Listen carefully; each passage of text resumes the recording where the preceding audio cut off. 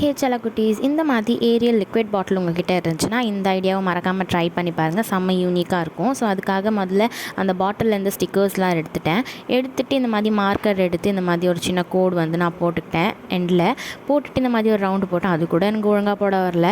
போட்டுட்டு இந்த மாதிரி உங்களுக்கு காமிக்கிற மாதிரி இந்த மாதிரி இன்னும் 2 ரவுண்ட் போட்டுக்கிட்டேன். அதுவும் எனக்கு கரெக்டாக தெரிலன்ட்டு அப்புறமா 4-5 கோடு போட்டு வச்சுருக்கேன். போட்டுட்டு இதை வந்து கட் பண்ணி பார்த்தேன். ஆனால் கட்டே ஆகலை. அதுக்கப்புறமா ஹீட் பண்ணி அதுக்கப்புறமா கட் பண்ணதுக்கப்புறமா பார்த்திங்கன்னா இந்த மாதிரி தான் இருக்கும். இப்போவே லைட்டாக கண்டுபிடிச்சிருப்பீங்கன்னு நினைக்கிறேன். பரவாயில்ல, கண்டுபிடிக்கலனாலும். இது வந்து இந்த மாதிரி சின்ன சின்னதாக கட் பண்ணிவிட்டு இதை வந்து இப்படி ஃபோல்ட் பண்ணிக்கணும். டைட்டாக ஃபோல்ட் பண்ணால் தான் அது நிற்கிது, இல்லைனா பிஞ்சிக்கிட்டு வருது. அடுத்து ஹேண்டலாக இருக்குல்ல, அந்த இடத்துல வந்து 4 கட்டு போட்டு இந்த மாதிரி வந்து ஃபோல்ட் பண்ணி விட்டுக்கோங்க. நீங்கள்லாம் வீடியோ பார்க்குறீங்க, வியூஸ்லாம் போகுது, ஆனால் வந்து சப்ஸ்கிரைபும் லைக்கும் தான் பண்ணவே மாட்டேங்கிறீங்க. ஸோ லைக் அண்ட் சப்ஸ்கிரைப் பண்ணிக்கோங்க. அடுத்து வந்து மாஸ்கிங் டேப் எடுக்கிறேன். மாஸ்கிங் டேப் எடுத்துகிட்டு இந்த மாதிரி நல்லாவே அந்த கேப்பில் ஒட்டி விட்டுக்கிறேன்.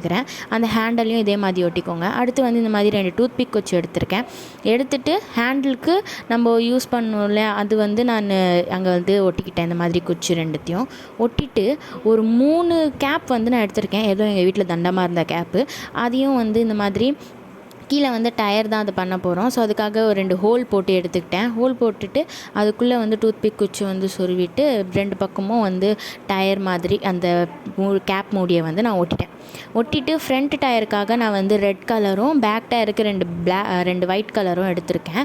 ஸோ ஒட்டிட்டு லாஸ்ட்டில் இதை பெயிண்ட் தான் பண்ண போகிறோம். இருந்தாலும் கொஞ்சம் யூனிக்காக இருக்கட்டுமேன்ட்டு நான் 2 கலர் சேமாகவும் ஒரு கலர் டிஃப்ரெண்ட்டாகவும் எடுத்திருக்கேன். ஸோ இது 2மே வந்து நம்ம இப்படி ஒட்டிட்டோம்.